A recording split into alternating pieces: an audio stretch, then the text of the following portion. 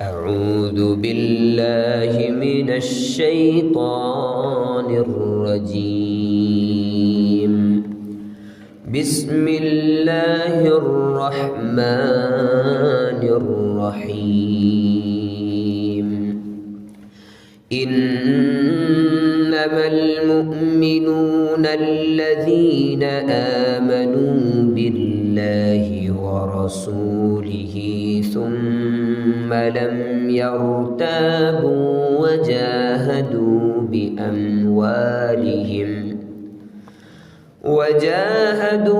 بأموالهم وأنفسهم في سبيل الله আল্লাহ রাব্বুল আলামিন কুরআনুল কারীমের মধ্যে আয়াত নাযিল করেছেন।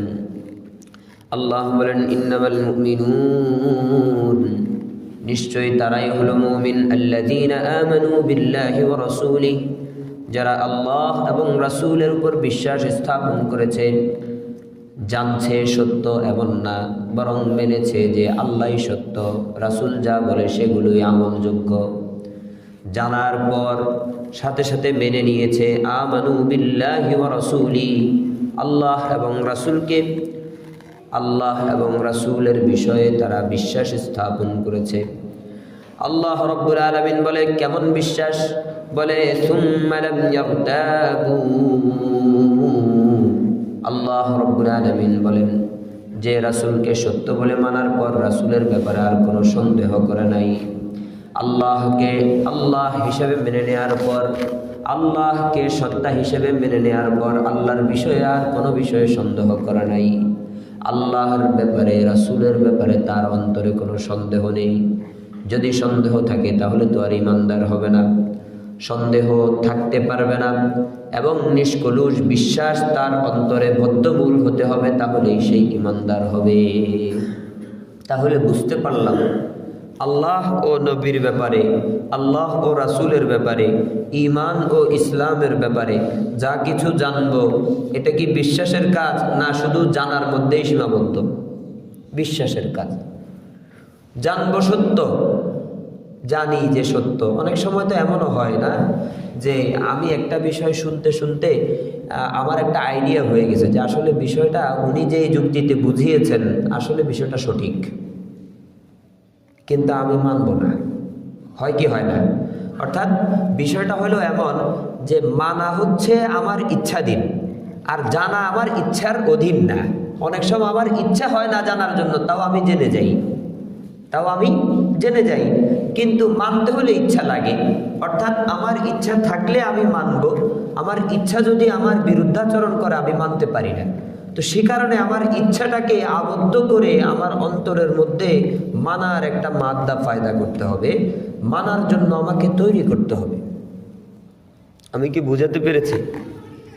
তো এই কারণে আল্লাহ রাব্বুল আলামিন বলেন, ইন্নামাল মুমিনুনা আল্লাযীনা আমানু বিল্লাহি ওয়া রাসূলিহি, যারা আল্লাহ এবং রাসূলের উপর ঈমান আনে, সুম্মা লাম ইয়ারতাবু, ঈমান এনেই শুধু ক্ষান্ত হয় না, বরং তারা আল্লাহ এবং রাসূলের ব্যাপারে কোনো ধরনের কোনো সন্দেহ পোষণ করে না। তাদের অন্তরের মধ্যে কোনো ধরনের কোনো সন্দেহ নেই। রাসূল তো রাসূলই, আল্লাহ তো আল্লাহই, শরীয়ত তো শরীয়তই, কোরআন তো কোরআনই, হাদিস তো হাদিসই, ইসলাম তো ইসলামই, ঈমান তো ঈমানই, কোনো ধরনের কোনো সন্দেহ নেই। তারপর আল্লাহ রাব্বুল আলামিন বলেন, ওয়াজাহাদু বিআমওয়ালিহিম ওয়া আনফুসিহিম ফি সাবিলিল্লাহ, বলে দেখো দেখো, তারা বিশ্বাসের জায়গায় সঠিক, এরপর আল্লাহর রাস্তায় জিহাদ করে। যখন ইসলামের বিরুদ্ধে কোনো ধরনের বাতিল কোনো কথা বলে তারা সেটার প্রতিহত করে। ইসলামের বিরুদ্ধে কেউ যখন অস্ত্র ধরে তখন সেটা প্রতিহত করে, জিহাদ করে, ফি সাবিলিল্লাহ, আল্লাহর রাস্তায় জিহাদ করে। তারপর আল্লাহ রাব্বুল আলামিন বলেন, প্রথম জায়গা হলো বিশ্বাসের জায়গা, সেটা স্পষ্ট করে, তারপর জিহাদ করে, তাহলে এই জিহাদের মূল্য আছে। আর বিশ্বাসের জায়গায় যদি সন্দেহ রেখে জিহাদ করে, ওই জিহাদের কোনো মূল্য নেই। এই কারণে আল্লাহ রাব্বুল আলামিন প্রথমেই এনেছে যে আল্লাহ এবং রাসূলের বিষয়ে বিশ্বাস, তারপর কোনো সন্দেহ নেই, তারপর জিহাদ ফি সাবিলিল্লাহ। এরপর আল্লাহ রাব্বুল আলামিন বলতেছে উলাইকা হুমুস সাদিকুন। আল্লাহ বলে এরাই হলো সত্যবাদী, এরাই হলো আসল প্রকৃত অর্থে ঈমানদার, এরাই হলো আল্লাহ রাব্বুল আলামিনকে সত্যায়নকারী। তাহলে বুঝলাম ঈমান ও ইসলাম এর মৌলিক বিষয়গুলো এবং ঈমান ও ইসলামের প্রত্যেকটা বিষয়কে মনে প্রাণে বিশ্বাস করতে হবে, সাথে সাথে সত্যায়নও করতে হবে। শুধু জানলে চলবে না, শুধু জানলে চলবে না। এবং এগুলোর বিষয়ে কেমন সত্যায়ন আর কেমন বিশ্বাস থাকবে, যেই সত্যায়ন আর যেই বিশ্বাসের মধ্যে কোনো ধরনের কোনো সন্দেহ থাকবে না, কোনো ধরনের কোনো সন্দেহ থাকবে না। যদি সন্দেহ থাকে তাহলে ওই বিশ্বাস বিশ্বাস হবে না, যদি সন্দেহ থাকে ওই সত্যায়ন হবে না, বরং ওই সত্যায়নের মধ্যে নড়বড়ে একটা ভাব চলে আসবে। তারপর বিজ্ঞান ও যুক্তি নয়, বিজ্ঞান ও যুক্তি নয়, বোঝার জন্য বলছি, বিজ্ঞান ও যুক্তি নয়, বরং বিশ্বাস ও সত্যায়নের ভিত্তি হবে আল্লাহ ও তার রাসূল। কি বললাম? বিজ্ঞান দিয়ে ইসলাম চর্চা করব না, বিজ্ঞান দিয়ে ঈমান বাছাই করব না। ঈমানের জন্য, ইসলামের জন্য, ঈমান ইসলামকে সঠিক করার জন্য আমার যুক্তিতে ধরে কি না ধরে এই বিষয় দেখার বিষয় না। আমার যুক্তিতে ধরলো না, আমি মানলাম না, আমার যুক্তিতে ধরলো তো আমি মানলাম, তাহলে এটা ঈমান হলো কিভাবে বলুন? ঈমান বিষয়টাই তো হলো এমন, আল্লাহ বলেছেন সে কারণে মানি, রাসূল বলেছেন সেই কারণে মানি, অন্য কোনো কারণ নেই, অন্য কোনো কারণ নেই। কয় যে এটা তো অবৈজ্ঞানিক কথা, বলে যে অবৈজ্ঞানিক কথা নয়, কোরআন বরং বিজ্ঞান ও যুক্তির বাহিরে নয়, আমার যুক্তিতে ধরে নাই। কোরআন বরং বৈজ্ঞানিক, বিজ্ঞান বরং দুর্বল রয়ে গেছে, কোরআনের এই জায়গা পর্যন্ত পৌঁছতে পারেনি, এই বিশ্বাস থাকতে হবে। বিজ্ঞান দিয়ে কোরআন যাচাই নয়, কোরআন দিয়ে বিজ্ঞানকে যাচাই করতে হবে। যুক্তি দিয়ে কোরআন যাচাই নয়, কোরআন দিয়ে যুক্তিকে যাচাই করতে হবে। আমার যুক্তি সালিম কিনা, আমার যুক্তি সঠিক কিনা, আমার চিন্তা কোরআনের সাথে মিলে কিনা। আমাকে সংশোধন করতে হবে কোরআন থেকে নিয়ে, কোরআনকে আমি সংশোধন করব। এত বড় হেডমওয়ালা আমি কবে হলাম? বুঝাইতে পারছি? আমাকে কি আল্লাহ ওই অধিকার দিছেন? দেন নাই তো। আল্লাহ রাব্বুল আলামিন তো আমাকে বান্দা বানাইছেন, আর তার কথামালা তো হচ্ছে তার নিজের সিফাত। আল্লাহু আকবার। এই কারণে কি বললাম, এই কথাটা মনে রাখা খুব জরুরি যে বিজ্ঞান ও যুক্তির আলোকে নয়, বরং বিশ্বাস ও সত্যায়নের ভিত্তি হবে আল্লাহ ও তার রাসূল। আল্লাহ ও তার রাসূল। আমার বিশ্বাস কেমন হবে, আমার সত্যায়ন কেমন হবে, কোন কোন বিষয়গুলো আমি বিশ্বাস করব, এটা যাচাই করে দেবে কে? রাসূলুল্লাহ সাল্লাল্লাহু আলাইহি ওয়াসাল্লাম। এটা আমাকে বলে দিবে কে? আল্লাহ রাব্বুল আলামিন। আমার যুক্তি বলবে না, আমার বিজ্ঞান আমাকে শেখাবে না। কথা কি বুঝাতে পেরেছি? কেমন? আল্লাহু আকবার। আল্লাহ রাব্বুল আলামিন কোরআনুল কারীমের মধ্যে আয়াত নাজিল করেছেন। আল্লাহ রাব্বুল আলামিন বলেন, ফালা ওয়া রাব্বিকা লা ইউমিনুনা হাত্তা ইউহাক্কিমুকা ফীমা শাজারা বাইনাহুম সুম্মা লা ইয়াজিদু ফী আনফুসিহিম হারাজাম মিম্মা কাদাইতা ওয়া ইউসাল্লিমু তাসলিমা। আল্লাহ রাব্বুল আলামিন কোরআনুল কারীমের মধ্যে আমাদেরকে বলে দিচ্ছেন যে আমাদের ঝগড়া বিবাদ, আমাদের অন্তরের সংশয়, এগুলো আমরা দূর করব কোথায় গিয়ে? আল্লাহ রাব্বুল আলামিন বলে তোমার ঈমানের সত্যায়ন এবং বিশ্বাস কোথায় গিয়ে ঠিক করবে? আল্লাহ রাব্বুল আলামিন বলেন, আল্লাহর কসম প্রথমে বলতেছে ফালা ওয়া রাব্বিকা, রাসূলুল্লাহ সাল্লাল্লাহু আলাইহি সাল্লামকে উদ্দেশ্য করে বলে, হে নবী আপনার রবের কসম, হে নবী আপনার রবের কসম, লা ইউমিনুনা হাত্তা ইউহাক্কিমুকা ফীমা শাজারা বাইনাহুম, বলে তারা ততক্ষণ পর্যন্ত ঈমানদার হতে পারবে না যতক্ষণ না তাদের পরস্পরের মাঝের ঝগড়া বিবাদ এবং বিভিন্ন মতবাদ, বিভিন্ন বাদ অনুবাদ, এই সমস্ত বিষয়ের ক্ষেত্রে আপনাকে সিদ্ধান্তকারী হিসাবে মেনে নেয়। ততক্ষণ পর্যন্ত আমরা, আমি, আপনি কেউ ইমানদার হতে পারবো না যতক্ষণ না রাসূলুল্লাহর সিদ্ধান্তকে আমাদের সকল সিদ্ধান্তের ঊর্ধ্বে না ভাবতে পারব। আমি কি বুঝাইতে পারছি? অর্থাৎ আমিও ইমানদার হইতে পারবো না যদি আমার কোনো ব্যক্তিগত স্বার্থের কারণে রাসূলুল্লাহর কথা তিতে লাগে। কথা কি বুঝাইতে পারছি? আমার ব্যক্তিগত স্বার্থ এটা উদ্ধার করব কোথায় থেকে? রাসূল কি বলেছেন সেই কথা থেকে। আমার ব্যক্তি পরিবার চলবে কিভাবে? রাসূল এবং আল্লাহর কথা দিয়ে। আমার মসজিদ পরিচালিত হবে কি দিয়ে? রাসূল এবং আল্লাহর কথা দিয়ে। আমার সমাজ পরিচালনা হবে কি দিয়ে? রাসূল এবং আল্লাহর কথা দিয়ে। আমার রাষ্ট্র পরিচালনা হবে কি দিয়ে?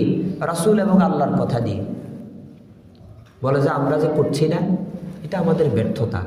আমরা এই ব্যর্থতার জন্য আল্লাহর কাছে সশ্রদ্ধ সিজদা করে করে কাঁদবো যে আল্লাহ আমাদেরকে ক্ষমা করে দেন। আমাদের এটা ব্যর্থতা, এই ব্যর্থতা কাটিয়ে ওঠার জন্য আমরা চেষ্টা করব। কথা কি বুঝাইতে পারছি? তাহলে আমাদের সকল সিদ্ধান্তগুলো আমরা কোথায় থেকে নিব? কোরআন থেকে, হাদিস থেকে। কোরআন থেকে, হাদিস থেকে। আমি আমার ব্যর্থতাকে স্বীকার করে আল্লাহর কাছে বলবো যে আল্লাহ, আমি কোরআন হাদিস থেকে এখনো সব জায়গায় সব কিছু নিতে পারতেছি না, এটা আমার ব্যর্থতা, তুমি ক্ষমা করে দাও। কিন্তু আমার বিশ্বাসের জায়গায় থাকতে হবে যে সিদ্ধান্ত কেবল কোরআন হাদিসটাই সঠিক, বাকি সব বেমিল হইতে পারে, বাকিগুলা বেঠিক হতে পারে। কোরআনই সঠিক হতে পারে, হাদিসই সঠিক হতে পারে, এর বাহিরে যা আছে সেগুলোর মধ্যে ভুল হতে পারে। এই বিশ্বাস রাখতে হবে। যদি এই বিশ্বাসের মধ্যে ঘাটতি চলে আসে, এই কথা মনে করি যে মনে হয় গণতন্ত্র, মনে হয় সমাজতন্ত্র, মনে হয় সেকুলারিজম, এইগুলো মনে হয় কোরআনের শাসন অথবা কোরআনের সিদ্ধান্ত অথবা রাসূলুল্লাহর সিদ্ধান্তর চেয়ে মনে হয় ভালো সিদ্ধান্ত। এই কথা যদি অন্তরে চলে আসে তাহলে আর ঈমান থাকবে না, আমি মুমিন থাকবো না, কাফের হয়ে যাব। বিশ্বাসের জায়গা ঠিক রাখতে হবে, পরবর্তীতে আল্লাহর কাছে ক্ষমা চাইতে হবে আমার অপারগতার কারণে, যে আল্লাহ আমি পারি নাই। বিশ্বাসের জায়গায় আমি এটা ভাবি যে কোরআনই পারে, হাদিসই পারে, সুন্নাহই পারে, কোরআনই পারে, কিন্তু আমি এই সেকুলারিজমের মধ্যে আছি, আমি এই সমাজতন্ত্র, রাজতন্ত্র ও গণতন্ত্রের মাঝে আমি আটকে গেছি। আল্লাহ এখান থেকে আমাকে পরিত্রাণ দেন, আমি বের হইতে পারতেছি না, সেই কারণে আমাকে পাকড়াও করেন না। এটা হলো ইমানদারের সিফাত। কথা কি বুঝাইতে পারছি? এটা হলো কি? ইমানদারের সিফাত। কিন্তু আমি মনে মনে বিশ্বাস করলাম না, মনে হয় গণতন্ত্রই বেশি ভালো কোরআনের শাসন থেকে, অথবা কোরআনের সিদ্ধান্ত থেকে, রাসূলুল্লাহর সিদ্ধান্ত থেকে। এই কথা যদি আমি ভাবি, আমার ঈমান থাকবে? থাকবে না। এই কারণে নবী করিম সাল্লাল্লাহু আলাইহি ওয়াসাল্লামকে আল্লাহ রাব্বুল আলামিন বলেন, আপনার রবের কসম, আপনার রবের কসম, লা ইউমিনুনা হাত্তা ইউহাক্কিমুকা ফীমা শাজারা বাইনাহুম, বলে যতক্ষণ না তারা তাদের মধ্যকার যে সমস্ত বিষয়গুলো আছে এই সকল বিষয়ের মধ্যে আপনাকে ফয়সালাকারী এবং মীমাংসাকারী হিসেবে মেনে না নিবে, আপনাকে হাকিম না বানাবে, আপনাকে বিচারক না বানাবে, ততক্ষণ পর্যন্ত তারা মুমিন হতে পারবে না। তারপর আল্লাহ বলতেছে, কয় শুধু কি বিচারক বানালে চলবে? কয় না, চলবে না। তাহলে কি? আল্লাহ রাব্বুল আলামিন কুরআনুল কারীমের মধ্যে বলেন, সুম্মা লা ইয়াজিদু ফি আনফুসিহিম হারাজাম মিম্মা কাদাইতা ওয়া ইউসাল্লিমু তাসলিমা। আল্লাহ রাব্বুল আলামিন বলেন, শুধু বিচারক বানালেই চলবে না, বরং আপনি যেই সিদ্ধান্ত দিবেন ওই সিদ্ধান্তকেই আসল সিদ্ধান্ত মেনে নিতে হবে। তাদের অন্তরে যদি ওই সিদ্ধান্তের ব্যাপারে বিন্দু পরিমাণ বক্রতা থাকে তাহলেও ঈমানদার হতে পারবে না। বিন্দু পরিমাণ একটু সংশয় সৃষ্টি হয়েছে যে রাসূলুল্লাহ সাল্লাল্লাহু আলাইহি সাল্লাম মনে হয় এই সিদ্ধান্তটা কেমন কেমন লাগতেছে, কয় যে এই কেমন কেমন লাগাটা হলো বেঈমানের সিফাত। আর কেমন কেমন যার লাগে না, বরং লাগে যে রাসূল বলছে, আমার যুক্তিতে ধরে নাই, আমার যুক্তি ফল, রাসূল সঠিক, এটা হলো ইমানদারের সিফাত। এটা হলো কি? ইমানদারের সিফাত। আল্লাহ বলছেন, রাসূল বলছেন, এরপর আর কোনো দলিলের দরকারই নেই। হ্যাঁ, যেখানে আল্লাহ এবং রাসূলের স্বয়ং কোনো কিছু পাচ্ছি না, তখন রাসূলুল্লাহ যেইভাবে আমাদেরকে দলিল ধরার কথা বলছেন, যেইভাবে হাঁটতে বলছেন সেইভাবে হাঁটবেন, সেটাও রাসূলুল্লাহ যেভাবে বলছেন সেভাবে। কথা কি বুঝাইতে পারছি? এই কারণে আল্লাহ রাব্বুল আলামিন বলে রাসূল সাল্লাল্লাহু আলাইহি ওয়াসাল্লামকে, তারা তো তাদের মাঝে মীমাংসাকারী মানে, কিন্তু রাসূল যখন একটা মীমাংসা করে দেয় আবার নিজেরা আলোচনা করে, ওই যে রাসূলের মীমাংসাটা মনে হয় একটু সমস্যা হয়েছে, তো ঈমান থাকবে? বলে এটা করলেও ঈমান থাকবে না, এটা করলেও ঈমান থাকবে না। তাহলে ঈমান একবারে প্রকৃত অর্থে মনে প্রাণে বিশ্বাস এবং সত্যায়ন করতে হবে। আর এই সত্যায়নটা কেমন হবে? বিজ্ঞান দিয়ে যাচাই করব নাকি রাসূলুল্লাহকে দিয়ে যাচাই করব? হ্যাঁ হ্যাঁ, আমার যুক্তি দিয়ে যাচাই করব এই সত্যায়ন বিশ্বাস, নাকি আল্লাহ যেভাবে বলছেন সেভাবে যাচাই করব? আচ্ছা বলেন তো, এই মোবাইল একটা বাটন সেট, তাই না? এটা যিনি বানাইছেন উনি এখানে নাম্বার উঠানোর একটা অপশন রাখছেন, সিম ঢুকানোর একটা অপশন রাখছেন, এই সিম দিয়ে আমি অন্য জায়গায় বহু দূরে কথা বলার একটা অপশন রাখছেন, বিভিন্ন ফাংশন রাখছেন ভেতরে, যে একটা গেমিং সেট, আরও বিভিন্ন জিনিস আছে আমরা যারা মোবাইল চালাই সবাই জানি। এখন বলেন, এই ছবি দিয়ে যদি আমি ভিডিও দেখতে চাই তাহলে কি এটা দেখা যাবে? কারণ এই যে মোবাইলে বাটন সেট, এটা দিয়ে যদি আমি ভিডিও দেখতে চাই, এটা দিয়ে যদি আমি ক্যামেরা করতে চাই, করা যাবে? ক্যামেরা করতে চাইলে করা যাবে, ভিডিও দেখতে চাইলে দেখা যাবে। কেন দেখা যাবে না? কারণ এই মোবাইলের ক্যাপাসিটি হচ্ছে যতটুকু, আমি যেটা আশা করতেছি সেটা তার বাইরে। কথা কি বুঝাতে পারছি? এই মোবাইলের ক্যাপাসিটির বাহিরের জিনিস যদি এই মোবাইল থেকে আমি আশা করি, তাহলে বলেন তো এই মোবাইল কি আমাকে দিতে পারবে? আল্লাহ রাব্বুল আলামিন আমাকে যেই মেধা দিয়েছে, এই মেধাটার একটা ক্যাপাসিটি আছে না?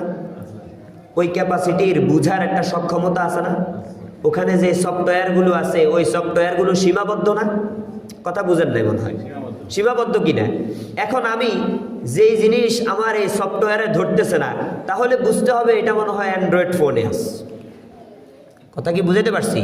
অর্থাৎ আমার থেকে বড় আলেম ভালো জানবে, আমার থেকে বড় আলেমের যে সফটওয়্যার কাজ করতেছে না ওটা কাজ করবে কে? আরো বড় আলেম। আরো বড় আলেমের কাজ করতেছে না, তাবেঈর কাজ করবে, তাবেঈনের কাজ করবে। বলে যে দুনিয়ার কারো কাজ করতেছে না, তো সাহাবায়ে কেরামের কাজ করবে। কারণ তাদের ক্যাপাসিটি আল্লাহ রাব্বুল আলামিন, তাদের সেটআপটা আরেকটু ভালো, উন্নত মানের। তাদের সেটআপ যদি আরেকটু ভালো হয়, সাহাবায়ে কেরামের যদি কাজ না করে, কার করবে? রাসূলুল্লাহ সাল্লাল্লাহু আলাইহি সাল্লামের কাজ করবে। বলে যে রাসূল সাল্লাল্লাহু আলাইহি সাল্লামের যদি কাজ না করে, মহান রব্বুল আলামিনের কাজ করবে। বলে সর্বশ্রেষ্ঠ তিনি। কথা কি বুঝাইতে পারছি? তো আমাকে যদি সব ক্যাপাসিটি আর আমাকে যদি সব ক্যাপাবিলিটি এবং সব সেটআপ যদি আমাকে দিয়ে দিত, তাহলে আল্লাহকে আমি আর স্রষ্টা মানতাম? কথা বলেন বলেন, আমিও তো ফেরাউনের মতোই বলতাম, তাই না? বুঝাইতে পারছি? তো আমার যে মেধা, আমার যে সেটআপ, আমার যেই সফটওয়্যার, ওই অনুযায়ী আমাকে ভাবতে হবে। আমি এর বাইরে ভাবার কোনো সুযোগ নেই। এর বাহিরে ভাবতে গেলাম, এখন আমার মেধায় ধরলো না দেখে আমি কি বললাম? বললাম যে মনে হয় ইসলামের এই বিষয়টা এই। তখন কি হবে? তোমার মেধায় ধরে নাই তাই তুমি এমনি এমনি বলে দিলা, তো তোমার এটা কেমন মেধা? এটা তো ইমানদারের মেধা হইতে পারে না। ইমানদারের মেধা তো হবে আমি একটু আগে যেটা বললাম, যে আমার সেটআপে নাই, আরেকজনের সেটআপে আছে। কথা কি বুঝাতে পারছি? ইমানদারের মেধা তো হবে এমন, আমার মেধায় ধরে নাই, আমার বড়জনের মেধায় ধরবে। আমার বড়জন বলবে যে বড়জনের মেধায় ধরে নাই, বলে যে আমারও বড় কেউ আছে। এলমের কি শেষ আছে? কথা বুঝে আসছে? তো ইমানদারের মেধার সেটআপ এবং বেঈমানের মেধার সেটআপ, দুইটার একটা উদাহরণ দিলাম। এটা বুঝে নেন, খুব ভালোভাবে বুঝে নেন।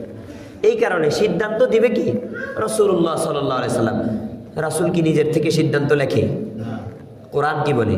ওয়ামা ইয়ানতিকু আনিল হাওয়া ইন হুয়া ইল্লা ওয়াহয়ুন ইউহা। রাসূল নিজের থেকে কোনো সিদ্ধান্ত দেয় না, আল্লাহ যেভাবে বলে সেটাই বলে। আল্লাহর বাহিরে রাসূল এক কলমও আমাদেরকে বলে না, এক কলমও আমাদেরকে বলে না। তাহলে তার কোনো টেনশনই নেই। যিনি আমাকে সৃষ্টি করছেন, তিনি আমাকে বিধান দিয়েছেন, তিনি আমাকে ব্যাখ্যা শিখাইছেন। হ্যাঁ, বিভিন্ন মাধ্যমে এই যুগে রাসূল নাই তো কে আছে? রাসূলের ওয়ারিস উলামায়ে কেরাম আছে, তাদের থেকে শিখতে হবে, জানতে হবে। আমি একটা মাসালা জানি না, তো মাসালাটা আমি কাকে যাইয়া জিজ্ঞাসা করব? উম্মতের আলেমদেরকে জিজ্ঞাসা করতে হবে। এখন মাসালা না জেনে যদি আমি পেছনে আমি বিভিন্ন জায়গায় গিয়া মাসালা এটা নিয়ে আলোচনা করি, যে অমুক জায়গায় এটা দেখলাম, এটা তো আমার কাছে দৃষ্টিকটু লাগছে। আপনার দৃষ্টিকটু লাগার মূল কারণ হচ্ছে যে এই মাসালা সম্পর্কে আপনার জানা নাই। কথা কি বুঝাইতে পারছি? কিন্তু আপনি যদি একজন হুজুরের কাছে যান, হয়তো এই মাসালা ছুটে যাবে। হুজুরের যদি ওই মাসালা না জানা থাকে, হুজুরেরও তো বড় হুজুর আছে কি নাই ভাই? আছে না? তো এটা হলো ইমানদারের বৈশিষ্ট্য। ইমানদার কোনো কিছু না বুঝলে অস্থির হয়ে যাবে, জানার জন্য, সমালোচনার জন্য না। কথা কি বুঝাতে পারছি? কোনো কিছু না জানলে জানার জন্য অস্থির হবে, সমালোচনার জন্য অস্থির হবে না। না বুঝলে অস্বীকারের জন্য প্রস্তুত হবে না, বুঝার জন্য প্রস্তুত হবে। কথা কি বুঝাইতে পারছি? কয় যে আমার মেধায় ধরে নাই, এই কারণে আমি মানবো না। তো এটা তো সে বেঈমানের সিফাত। ইমানদারের সিফাত হবে সে যখন বলবে যে আমার মেধায় ধরে নাই কেন, আমি আরেকটু বুঝার চেষ্টা করি, যদি সর্বশেষ কিচ্ছু না বুঝি তো আল্লাহ বলছে তো সঠিক বলছে। এটা হলো ইমান। তাহলে বুঝলাম বিশ্বাস এটা কোথায় থেকে ঠিক করব? রাসূলুল্লাহ থেকে। কোথা থেকে ঠিক করব? আল্লাহর থেকে।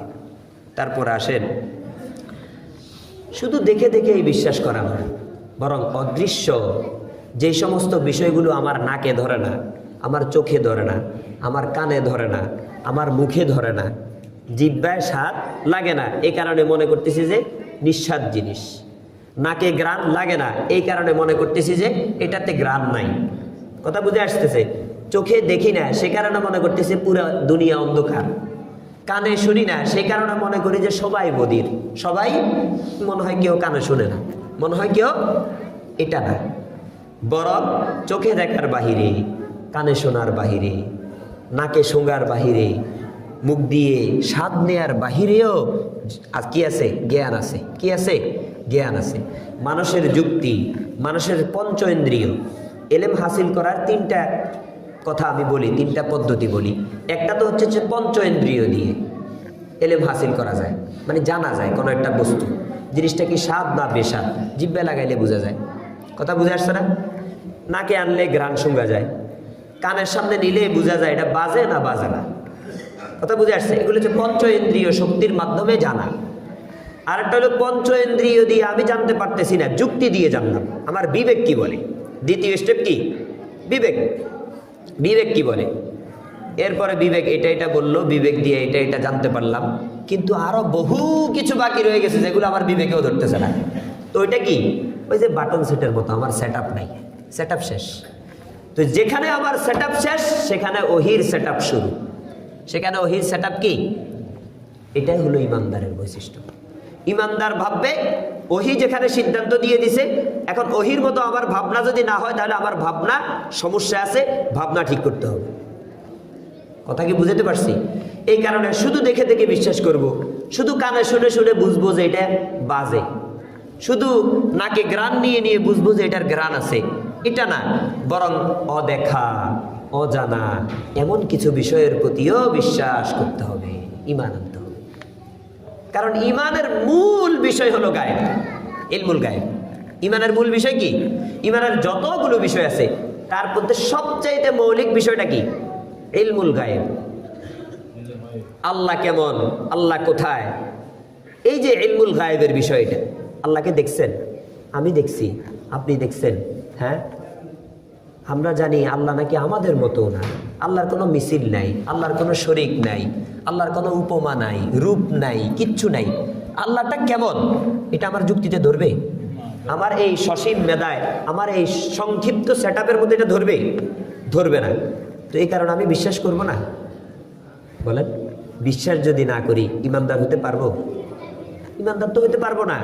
তাহলে বুঝলাম যে মূল জায়গা, ইমানের একবারে কেন্দ্রবিন্দু হচ্ছে আমার স্রষ্টা আল্লাহ, আর তিনিই আমার থেকে অদৃশ্য। তার মানে বোঝা গেল যে ইমানের মূল জায়গাই হলো না জেনে না শুনে, শুধুমাত্র রাসূল বলছে, শুধুমাত্র আল্লাহ ওহী করছেন, রাসূল আমাকে শুনাইছেন, সেই কারণে আল্লাহ আছে বলে বিশ্বাস করা। গায়েবের প্রতি বিশ্বাস। কিসের প্রতি? না জেনে না শুনেও বিশ্বাস করতে হবে। কয় যে আমি দেখি না তো বিশ্বাস করবো কেন?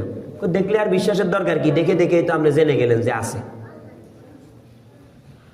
অমুকের ছেলে বিদেশ থেকে আসছে, আমেরিকা থাকে, ইউরোপে থাকে। কয় যে আমেরিকা ইউরোপে এরকম বড় বড় দালান কোঠা আছে। হ্যাঁ, কি কস? তাহলে তো অনেক বড় বিষয় এটা, তারা অনেক উন্নত রাষ্ট্র, এই সেই। তো অমুকের হোম্মা সোম্মা ছেলের কথা বিশ্বাস করলেন, রাসূল যে বলছে আল্লাহ আছে এটা বিশ্বাস করলেন না। রাসূলুল্লাহ সাল্লাল্লাহু আলাইহি ওয়াসাল্লামের কথা বিশ্বাস করলেন না। আপনি তো ইউরোপে যান নাই, আমেরিকাতে যান নাই, আমরা তো ওই যে যেখানে আপনার 6 মাস দিন 6 মাস রাত, ওইটা তো আপনি জান নাই, কিন্তু বিজ্ঞান বলছে বিশ্বাস করে ফেলছেন, বিভিন্ন মানুষ বলে বিশ্বাস করে ফেলছেন। কথা বুঝেন? তাহলে বিষয়টা কি হলো? অর্থাৎ ওহির সিদ্ধান্তের সামনে সব সিদ্ধান্ত মাটি, শেষ। ওহি সিদ্ধান্ত দিয়ে দিছে, এখন আর আমার কোনো সিদ্ধান্ত নাই, আমার নিজের কোনো সিদ্ধান্ত হতেই পারে না, আমার সেটআপ শেষ। এই কারণেই ওহি লাগছে, কারণ আমার সেটআপ যদি স্বয়ং সম্পন্ন হতো তাহলে ওহির প্রয়োজন হতো না। আমি নিজে নিজেই আল্লাহকে চিনে ফেলতাম। আমি নিজে নিজে আল্লাহ পর্যন্ত যেতে পারবো না, বিদায় ওহির প্রয়োজন হয়েছে। ওহি আমাকে শিখায় যে আল্লাহ পর্যন্ত কিভাবে যেতে হয়। এই কারণে গায়েবের প্রতি বিশ্বাস রাখতে হবে। আমার বিশ্বাস গায়েবের প্রতি, অদৃশ্যের প্রতি থাকতে হবে। কেমন? আল্লাহ রাব্বুল আলামিন কুরআনুল কারীমের মধ্যে ইরশাদ করেন, আল্লাযীনা আতাইনাহুমুল কিতাবা ইয়ারিফুনাহু কামা ইয়ারিফুনা আবনাআহুম। আল্লাহ রাব্বুল আলামিন কুরআনুল কারীমের মধ্যে বলেন, ইন্নাল্লাযীনা ইয়াখশাউনা রাব্বাহুম বিল গায়বি লাহুম মাগফিরাতুন ওয়া আজরুন কাবীর। বলে ওই সকল বান্দা, ওই সকল ব্যক্তি যারা তাদের রবকে ভয় করে, না দেখে না। আল্লাহ আমাকে শাস্তি দিবে, আল্লাহর শাস্তি জীবনে দেখি নাই। আল্লাহ আমাকে জান্নাত দিবে, আল্লাহর জান্নাত জীবনে দেখি নাই। আল্লাহ আমাকে ওই নিয়ামত দিবে, এটা আমি জীবনে দেখি নাই। কিন্তু আমি মানি আল্লাহ দিবে, আমি মানি আল্লাহ আমাকে শাস্তি দিতে পারেন, আমি মানি আল্লাহ আমাকে জান্নাত দিতে পারেন, আমি মানি আল্লাহ চাইলে আমাকে অনেক কিছু করতে পারেন। এটা হবে ইমানদারের সিফাত। আল্লাহ রাব্বুল আলামিন বলেন, ইন্নাল্লাযীনা ইয়াখশাউনা রাব্বাহুম বিল গায়বি লাহুম মাগফিরাতুন ওয়া আজরুন কাবীর। বলে এই সিফাতের, এই কোয়ালিটির বান্দারা হলো কেমন? লাহুম মাগফিরাতুন, তাদের জন্য ক্ষমা, ওয়া আজরুন কাবীর, এবং তাদের জন্য বড় বড় পুরস্কার। তাদের জন্যই বড় বড় পুরস্কার। যারা জানে, শুধু শুনছে যে আল্লাহ করবে, বাস সব স্টপ হয়ে গেছে। এটা হলো ঈমান। এটা হলো কি? ঈমান। আল্লাহ রাব্বুল আলামিন কুরআনুল কারীমের অন্য আয়াতের মধ্যে বলেন, আল্লাযীনা ইউমিনুনা বিল গায়বি ওয়া ইউকিমুনাস সালাতা ওয়া মিম্মা রাযাকনাহুম ইউনফিকুন। আল্লাযীনা ইউমিনুন, ওই সকল ব্যক্তি যারা বিশ্বাস স্থাপন করে, বিল গায়ব, অদৃশ্যের প্রতি। আমি যে সমস্ত বিষয়গুলো শুধু আমি বলেছি, অথচ তার যুক্তিতে ধরে না, তার পঞ্চেন্দ্রিয় শক্তি দিয়ে সে শুনতে পারে না, দেখতে পারে না, স্বাদ নিতে পারে না, কিছুই করতে পারে না, শুধু আমি বলেছি। সেই কারণে সে মানে অদৃশ্য বিষয়, তার যুক্তিতে ধরে না, তারপরেও মানে। ওয়া ইউকিমুনাস সালাহ, এবং নামাজ প্রতিষ্ঠা করে। ওয়া মিম্মা রাযাকনাহুম ইউনফিকুন, এবং আমি তাদেরকে যা রিজিক দিয়েছি ওই রিজিক থেকে আল্লাহর রাস্তায় খরচ করে। আল্লাহর রাস্তায় ওই রিজিক থেকে কি করে ভাই? খরচ করে। এটা মুমিনের সিফাতের কথা বলতেছেন আমরা। তাইলে অদৃশ্য, শুধু জেনে, শুধু দেখে, শুধু শুনে, শুধু গ্রাণ সঙ্গে, শুধু জিহ্বা দিয়ে স্বাদ নিয়ে, শুধু বিবেক খরচ করে যুক্তির সাথে মিলিয়ে ঈমান আনবো, এটার নাম ঈমান না। অনেক কিছু আছে যুক্তিতে ধরবে না, অনেক কিছু আছে চোখে দেখবো না, কানে শুনবো না, সেগুলোর প্রতিও ঈমান আনতে হবে। সেগুলোর প্রতি যখন আমি ঈমান আনতে পারবো, তখন আমি মুসলিম হব। মুসলিম মানে কি? কয় যে ইসলাম হলো শান্তির ধর্ম। এটা তো আসলে ভুল কথা না, আসলে ইসলাম শান্তির ধর্ম। কিন্তু ইসলামের মূল অর্থ কি? এটা আল ইসলাম, মূল অর্থ হলো যে নিজের সমস্ত আমিত্বকে মিটিয়ে দিয়ে আল্লাহর সামনে সারেন্ডার করা। আল ইসলামের অর্থ হলো এটা। আল ইসলামুল মাসদার বাবি ফাল থেকে, কথা বুঝেন? তাসলিম করা আল্লাহর সামনে। আমার কিচ্ছু চলবে না, আল্লাহর সব চলবে। আমার কিচ্ছু চলবে না, আমার কোনো মত নাই, আমার কোনো পথ নাই। রাসূল কি বলছেন সেটাই পথ, সেটাই মত। আল্লাহ কি বলছেন সেটাই পথ, সেটাই মত। এটা হলে মুসলিম হবে। মুসলিম তো বলা হয় যে আত্মসমর্পণ করছে। কার কাছে? আল্লাহর কাছে। নিজের সিদ্ধান্ত চলবে না। কয় পরিবারের নীতি কি হিসাবে চলবে? কয় আল্লাহ আমার তো সেই বিবেক নাই, আপনি যেমনি কইছেন সেমনি। সমাজ কেমনে চলবে? আপনি যেভাবে বলছেন সেভাবে। রাষ্ট্র কিভাবে চলবে? আপনি যেভাবে বলছেন সেভাবে। এখন আপনারা বলতে পারেন পারতেছি না, যে ওই যে একটু আগে বলছি, এটা আমাদের অপারগতা, এটার জন্য আল্লাহর কাছে ক্ষমা চাবো। এটার জন্য কি করব? ক্ষমা চাবো। কিন্তু মনের মধ্যে বিশ্বাস রাখতে হবে যে এটাই হলো উত্তম সিদ্ধান্ত। এই বিশ্বাস যদি না থাকে তাহলে মুমিন হইতে পারবো না। কথা কি বুঝাতে পারছি? তাইলে অদৃশ্যের প্রতি বিশ্বাস স্থাপন করতে হবে। তারপর আসেন, একটা হলো সত্যকে জানলাম, চিনলাম, খুব ঢোল পিটাইলাম, কিন্তু নিজে মানলাম না, এটাও ইমানের বৈশিষ্ট্য না। এটা কি না? ওই যে একটু আগে বললাম, অনেক কিছু জানতে হলে ইচ্ছা করতে হয় না, কারণ অনেক কিছু কানে শুনেও জানা যায়, চোখে দেখেও জানা যায়। এগুলা চোখ বন্ধ করে রাখছি, হঠাৎ খুলছি আর একটা জিনিস যাই না গেলাম, হয় কি হয় না? কান বন্ধ করে রাখছি, হঠাৎ কান খুলছি, একটা মাইকের এলান কি বলছে যাই না গেলাম। কথা কি বুঝে আসছে? তা এটার জন্য ইচ্ছা করতে হয়েছে, ইচ্ছা করে কান পাততে হয়েছে, ইচ্ছা করে চোখ দিয়ে দেখতে হয়েছে, এটা করতে হয় নাই, হঠাৎ হঠাৎ জানা যায়। কিন্তু মানার জন্য ইচ্ছা করতে হয়। কি করতে হয়? মানার জন্য ইচ্ছা করতে হয়। এই যে আমি এতগুলো কথা বলতেছি, এগুলো মানার জন্য আপনার ইচ্ছা শক্তি থাকতে হবে। এগুলো যদি আপনি মানতে চান, ইচ্ছা করতে হবে।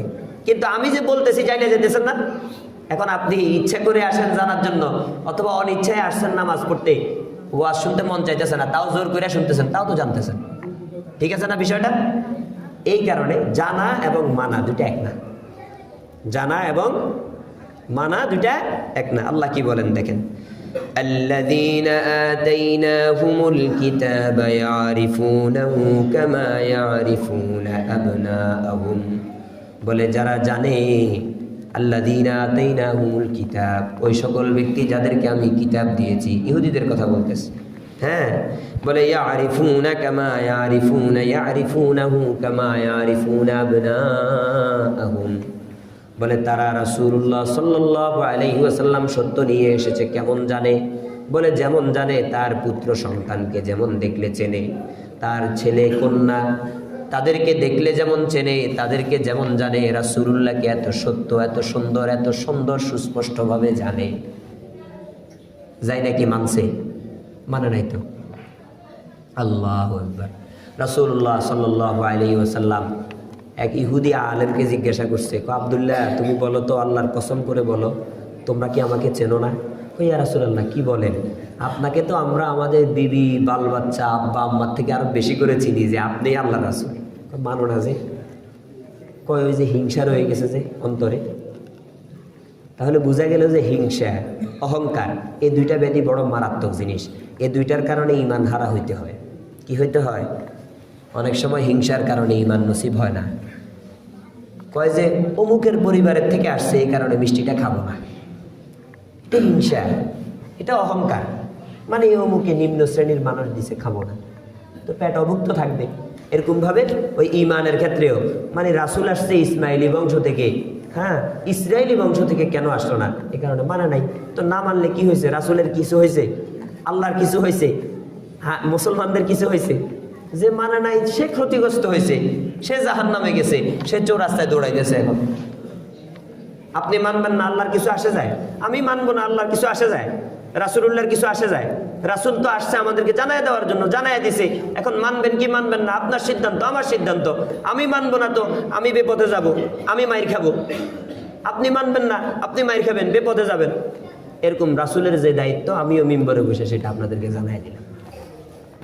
কথা কি বুঝাইতে পারছি? ঈমানের আলোচনা চলবে ইনশাআল্লাহ। ঈমানের আলোচনা অনেক জরুরি আলোচনা, এটা চলবে। আল্লাহ রাব্বুল আলামিন আমাদেরকে বুঝে শুনে, তাহলে আজকে বললাম যে 7টা বিষয়ের মধ্যে প্রথম একটা বিষয় হলো কি, মনে প্রাণে বিশ্বাস ও সত্যায়ন করতে হবে ঈমান এবং ইসলামকে। বিশ্বাস ও সত্যায়নের মাপকাঠি কি সেগুলোও বললাম। তাহলে বুঝে আসছে না বিষয়গুলো? আল্লাহ রাব্বুল আলামিন আমাদেরকে এগুলো বুঝে শুনে আমল করার তৌফিক দান করুন। ওয়া মা তৌফিকি ইল্লা বিল্লাহ।